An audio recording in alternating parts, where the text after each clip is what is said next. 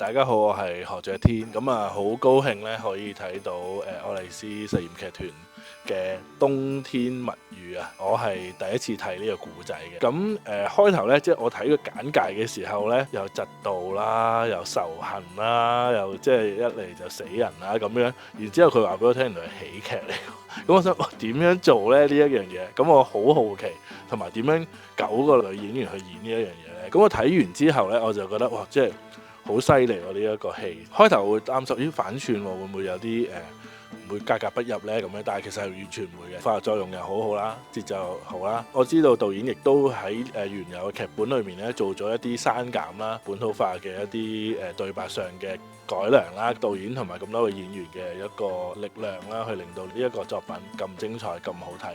唔係咁多時候咧係會見到咧。